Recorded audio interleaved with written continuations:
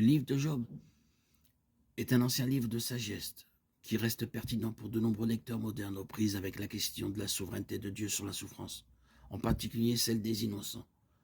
Son contenu chargé de sagesse renforce sa pertinence durable. Ici, dans ce livre, Job présente la dure réalité de la vie dans ce monde. Parfois, les justes souffrent sans raison apparente. Le livre de Job est souvent considéré comme le premier livre écrit de la Bible, mais cela dépendrait en grande partie de l'auteur. Le texte ne mentionne pas explicitement l'auteur et l'attribuer à Job lui-même est difficile, compte tenu du récit de sa mort dans le dernier chapitre, Job 42, 17, et de l'éloge initial de la droiture de Job.